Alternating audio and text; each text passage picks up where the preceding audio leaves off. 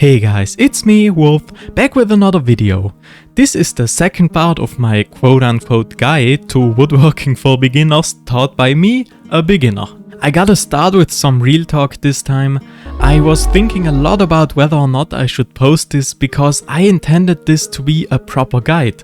But while I was building everything, I had a Socrates moment where I've realized I know that I know nothing. And don't get me wrong, I know some things about woodworking, but I just can't get myself to lie in a so-called guide video and act like everything went well and I know all about this stuff. In part 1 I tried to cover all the theoretical aspects of woodworking, growth rings, wood fibers, wood grain, wood movement and a little about basic hand tools, and the things I explained there are correct, but I had to look some things up to fill my knowledge gaps. And I made this video mostly for myself, because I wanted to learn this stuff, and I'm a strong believer in the quote, you never really know something until you teach it to someone else. So if a proper woodworker is a 90 to 100, I am a 5 to a 10 maybe, and I'm trying to teach it to everybody who's starting below me. Now that that is out of the way, I have to give you another small reminder. I'm only using the basic hand tools I've explained in part 1, and I was thinking that the best way of explaining physical woodworking is by making a physical project.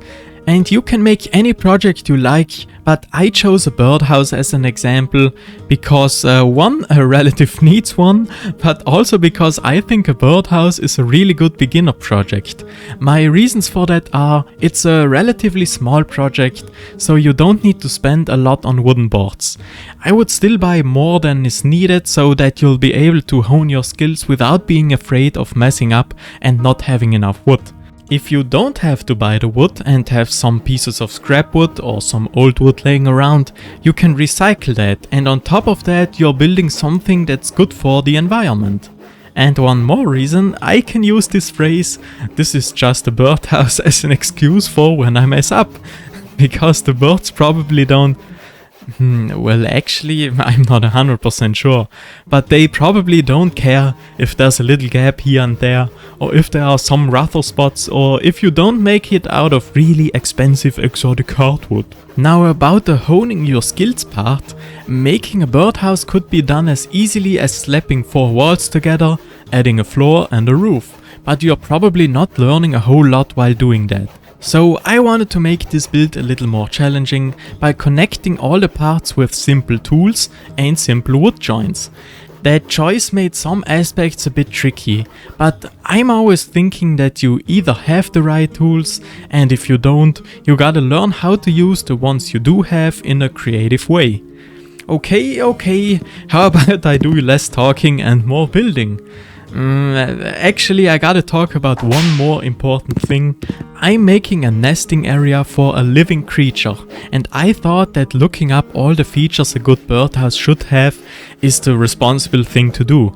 So I came across this website called Nestwatch that I'm gonna be referencing throughout this video. I put a link down in the video description if you're interested in that yourself, and I started to read through the site, and I gotta say, there are quite a few details we have to pay attention to when building a good birdhouse.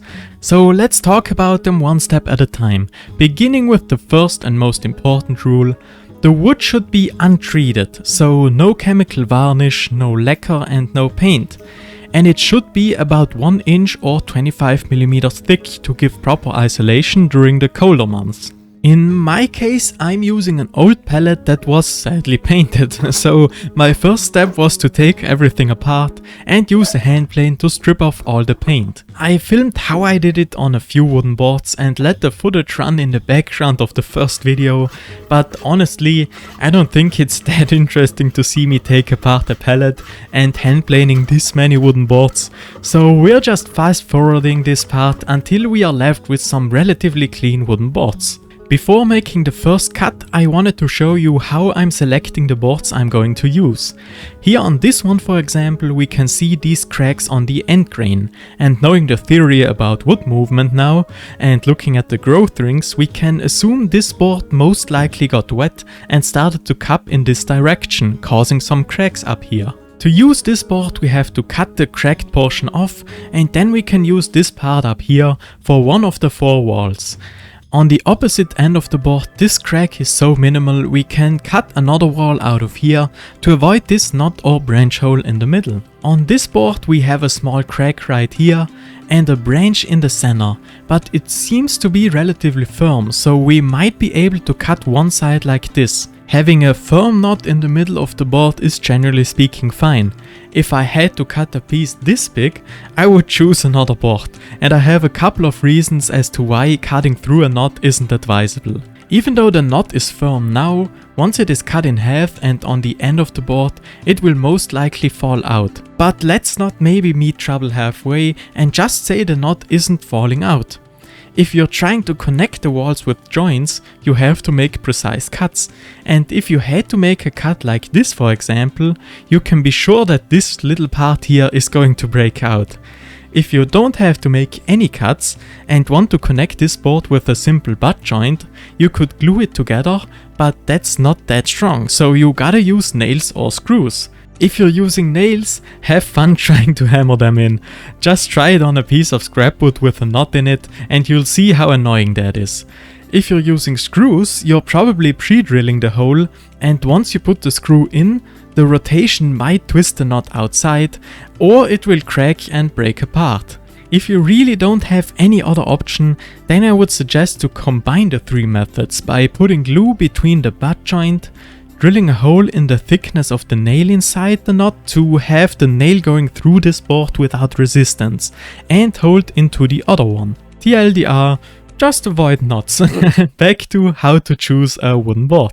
Here we have a huge crack going through most of the board, so we can only save a narrow strip like this. And on this board for example there's a dark line running through here, and this board is really light.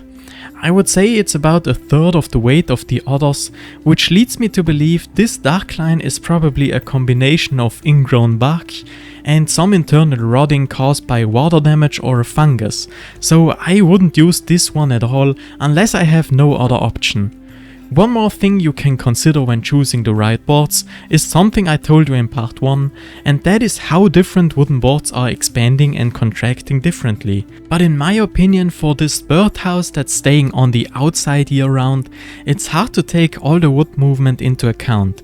And I mean, a bird probably prefers to have a birdhouse for 3 years that falls apart after that, rather than not having any birdhouse at all. So that's what's going through my head when looking at the boards at first glance, and the next step would be to check if they're flat. If you're recycling old wood or buying lower quality wood from the hardware store, it's very likely that the boards aren't flat. But getting a board to that perfectly flat state isn't easy, and to be completely honest, I'm struggling with that myself, and I don't think it's necessary for this birdhouse project I'm trying to make. It's just a birdhouse.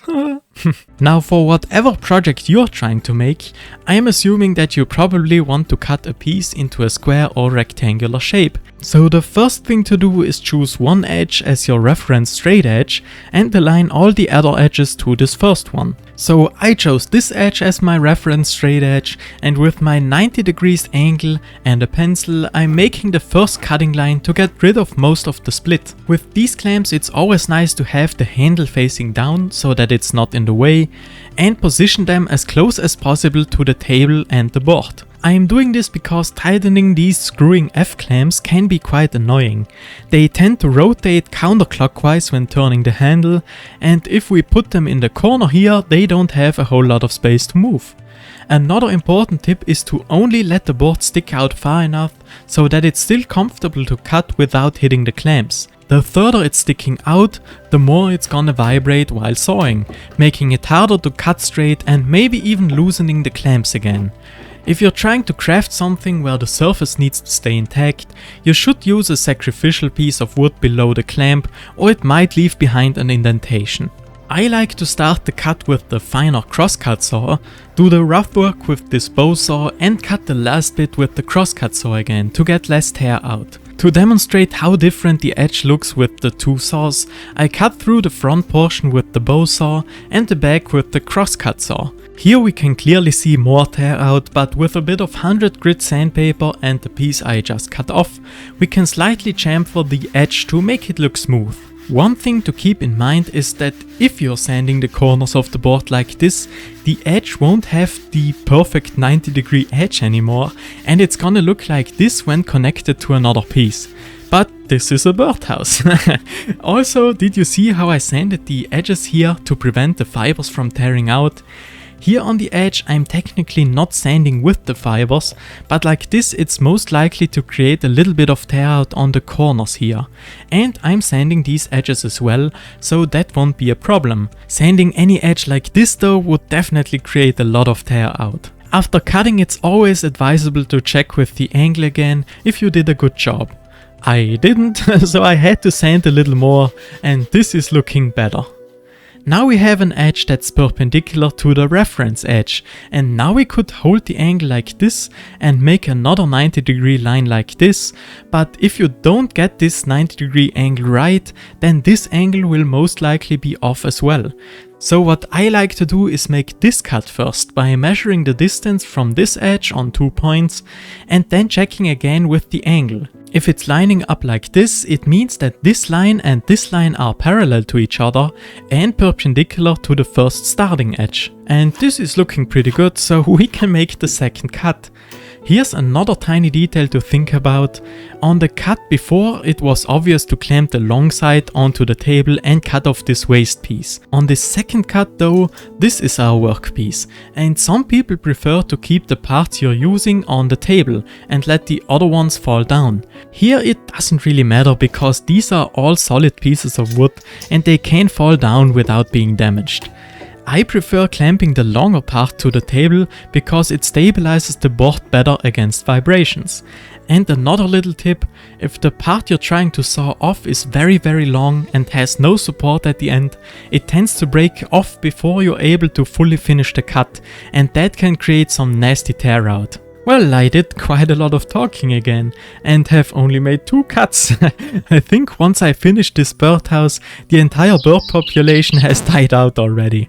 In my case, the width of the board is already correct, but if you have to make a third cut, you can make sure that it's straight now, because you can measure 2 or more points from the reference edge, hold the angle like this and make a line, and hold it again like this and make a line, and if everything is lining up, you did a good job cutting these 2 sides. And just like that, I cut 3 more pieces for the main walls.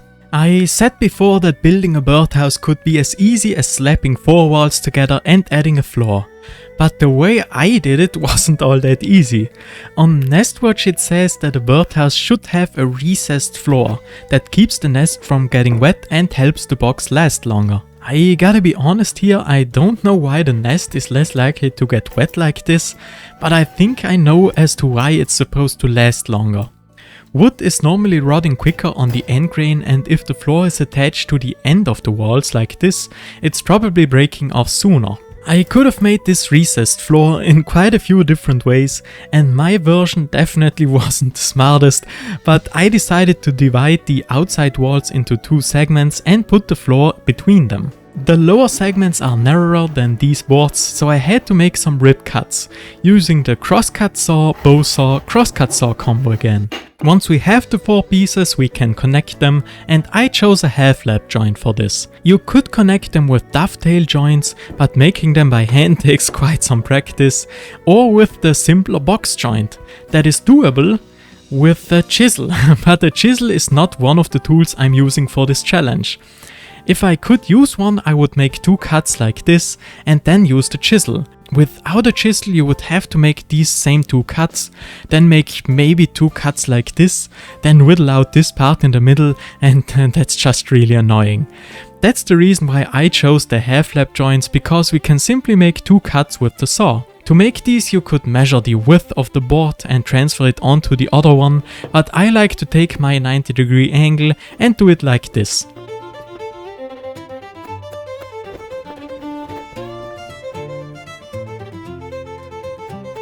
Next we need a line in the middle, and you can either make the X like this to get the middle, or once again measure it out. It's also advisable to scribble over the piece you're cutting off to not accidentally cut off the wrong part.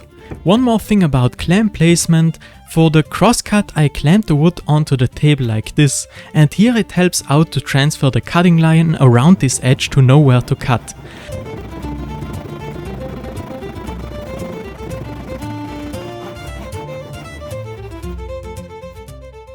For the rip cut I tried it like this first, clamping the wood piece onto another piece of wood and clamping that one onto the table, but like this the workpiece was moving a bit too much.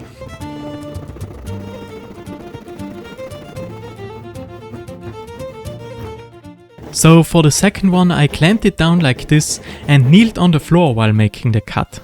Then I tried to connect the first half lap joint, and the website wrote to use galvanized screws because they last longer, and maybe I'll add some at a different point in time, but for now these nails have to do. There is a trick that my grandpa always used to make it less likely that a nail splits the wood, and that is to give it a soft whack on the tip. And I don't know if this next method is legit or not, I just tried it out this time to rub the nails in some candle wax. And they do go in easier like that, but maybe they're also falling out easier. I guess time will tell. To make sure that I'm connecting the two pieces in a 90-degree angle, I clamped them to my angle and then hammered in two nails like this that make a good connection from here to here, then two more like this that make a good connection from here to here, and then top it off with one more nail like this and another one like this, while keeping in mind that there are nails already going through here. This is what the connected four sides look like, and I could have made the four half lap joints like this, but I decided to make them like this. I'm not really sure if this adds stability or not, but I thought like this the upper part might be more likely to snap off. Next comes the floor that I had to make out of two separate pieces of wood, because this is the maximum width of the pallet planks. And I wanted to sink them in like this. Is it a dado? Is it a slot? Is it a T-joint? I don't know, but with the SketchUp drawing here you can tell what I mean. The corners obviously need to stay intact, so I had to cut out this part on every side. I started with the first cut and the finishing cut, and then made lots of cuts in between to break the pieces off.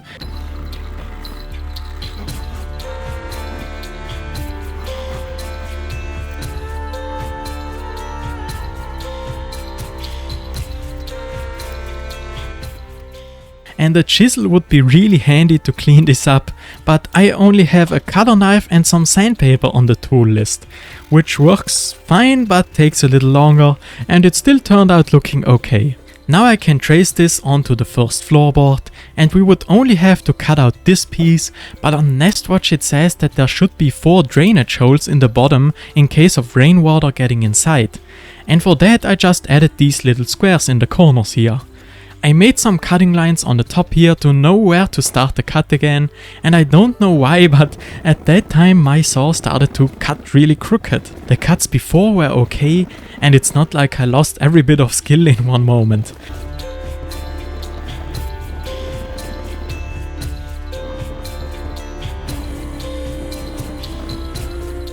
A little correction with knife and sandpaper again, and once I cut the other side we have this part that fits inside here. With this one inside I can trace the bottom onto the second part, letting it overlap for about 2 centimeters over here, because I wanted to connect the boards like this. Technically speaking this wouldn't be necessary, but I thought it would help with stability. And by the way, there are 3 ways you can cut a wooden board. Rip cutting lengthwise is fine. Cross-cutting across is also fine, but rip-cutting through the board to make it thinner is by far the most annoying cut and the hardest to get right. In my case I don't have to go all the way through, so it worked out okay, even though the board was moving a lot. A third clamp would have been really useful here, but I only have 2 on the list.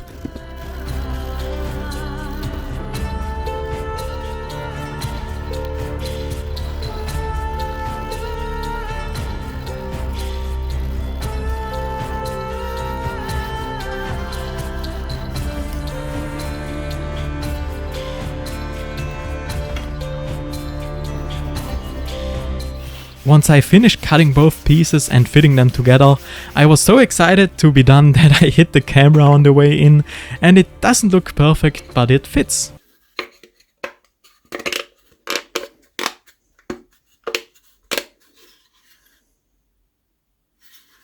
And that's it for the floor for now. Now we can connect the 4 main walls. Just like with the 4 bottom walls, I marked the width of the other board and cut half lap joints to connect them.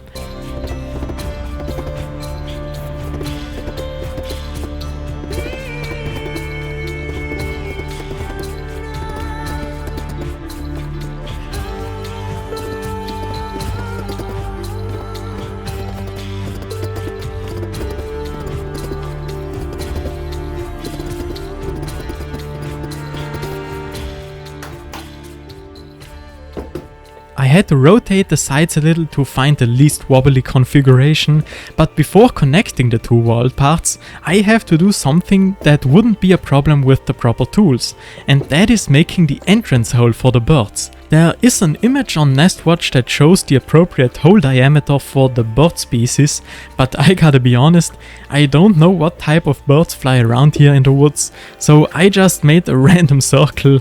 I hope this is fine. If you have a Forstner bit or a normal drill bit and a jigsaw, or any other tool that lets you cut a big circle, you don't have to do it this way.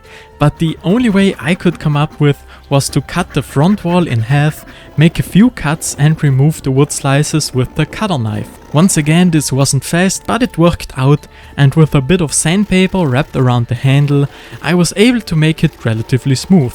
After making both holes, I thought about what I just did, and I'm not sure, but the entrance hole doesn't need to be a circle, no? I mean, if I look up birdhouses, every single one of them has a round hole as entrance. Do birds only go in if it's round? You know what, it doesn't really matter. I already made the holes in each side, so now I obviously had to join the 2 sides back together. Nailing a board on the inside doesn't sound like the cleanest option at first, but it's actually useful because I've read on Nestwatch that sometimes the baby birds are having trouble to reach the entrance/exit hole if the walls are really smooth, so why not make them some little stairs?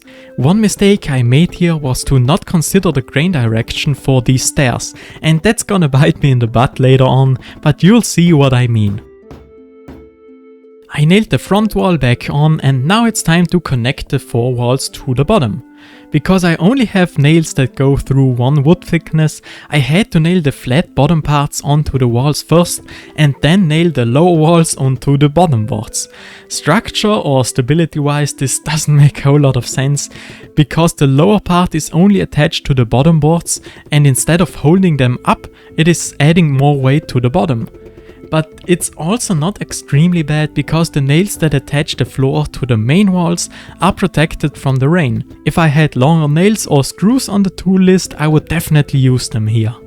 Well, this birdhouse turned out to be quite the chonker, and I thought about whether or not I should cover these exposed parts with another wooden board, but that would make it even chunkier. And on Nestwatch they wrote that you shouldn't add a railing, or this stick that you often see on birdhouses, around the entrance hole to make it harder for predators to climb in there. Okay, that was that, and now we can start with the roof. According to Nestwatch, it's important to add some kind of hedge to the birdhouse, because you're supposed to clean it and remove the old nest once a year, obviously after the birds have hatched and moved out, to avoid parasites and diseases from spreading.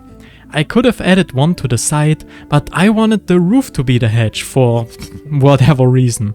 And because I once again don't have a board wide enough to cover everything at once, I used the same technique I've used for the floor.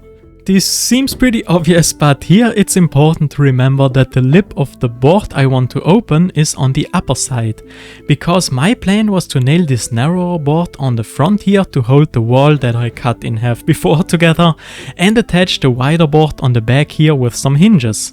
Even though this front part is nailed on, I should still have enough space to reach in there with my hand to clean everything. While nailing it on there, I wasn't happy how this wall was sticking out, so I used the hammer for persuasion.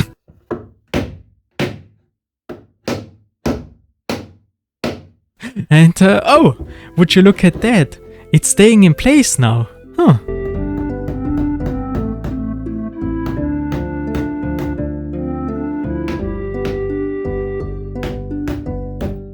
One important step I wanted to do before connecting the wider movable board was to add 4 ventilation holes on the top of the sidewalls, as is written on Nestwatch, and because I can't drill holes, I'm just cutting out these little triangles here.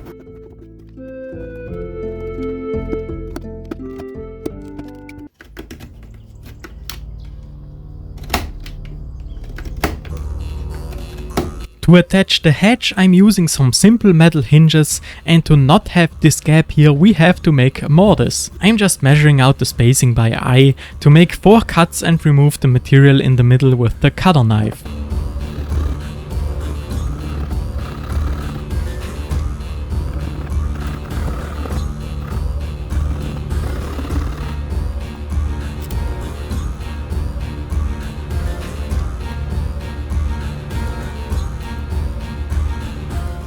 And here now you can clearly see what I was talking about before when mentioning the grain direction of the stairs.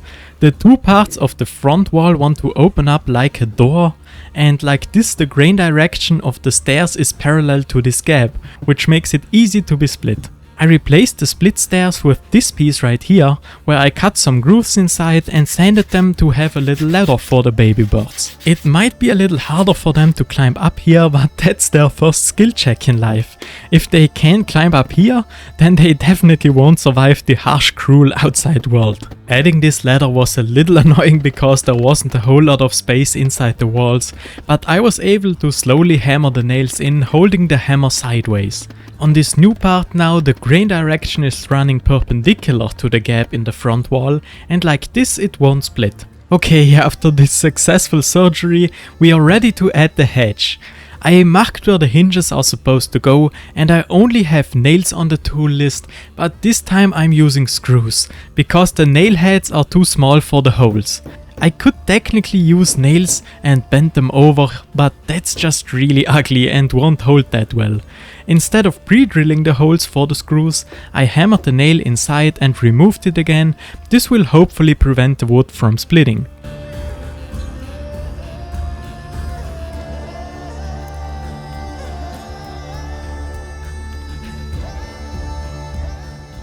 Now we have a hatch that can be opened and closed, but this is not really waterproof, and according to Nestwatch, we also need a sloped roof so that water naturally flows off. It should also have an overhang on the front and sides, and one thing I didn't add but that should be there are grooves around the bottom of the roof overhangs. These grooves are supposed to serve as gutters that channel rainwater away from the box. I didn't do that because it's not easy to cut a thin groove like that with only a saw and a knife, and maybe I'm wrong, but I don't think it makes that much of a difference. To make the angle of the roof, I decided to use these 2 pieces of wood and nail one of them to the static board and one of them to the movable board. I could have cut the angle beforehand, but I don't have an angle measurement tool in my tool list, and because I don't like angles. Speaking of angles, the camera angle makes this look really bad, but I actually wanted to hammer the nails in like this to not risk the wood splitting along this line. On the front piece I tried to put the nails as far back as possible because we still need to cut a fair part off here to get a sloped roof. You could maybe cut this with a saw, but I prefer to use the cutter knife.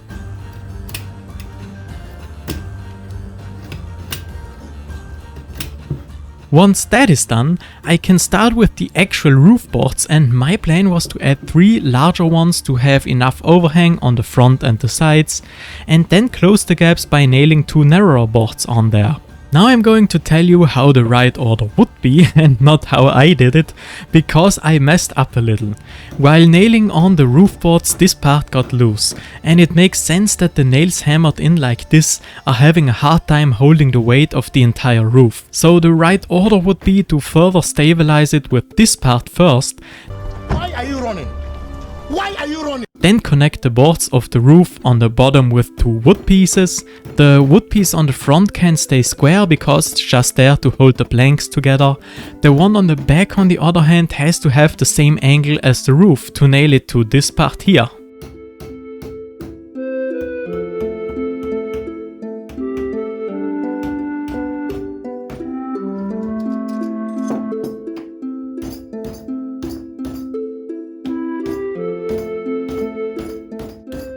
Theoretically speaking, we could take this outside right now and it would do its job as a birdhouse, but I like to cut the rough parts of the edges and make some correction cuts with the cutter knife, then sand everything, and like this the birdhouse is looking a lot less bulky. So that's it for the main building project. If you've made a project that doesn't have to be food safe or safe for animals, you can apply your favorite wood finish now.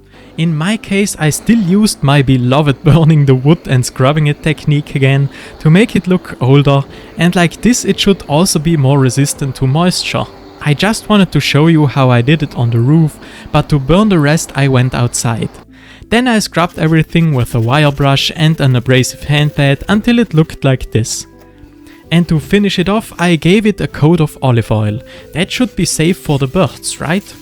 Then I let the layer soak in for a couple of days, gave it a light sanding again and applied another layer of olive oil. It turned out a little darker than I wanted, but overall I'm pretty happy how it looks. Now I can hang it up somewhere or put it on the top of a pole in the ground. There are some details on Nestwatch how to make it harder for predators to get inside the birdhouse that you have to consider, but that's not part of the build anymore. I hope you got at least one useful info from this video, and if not, you wasted your time. No, I wish you the best of luck with your future projects, and as always, thanks for watching.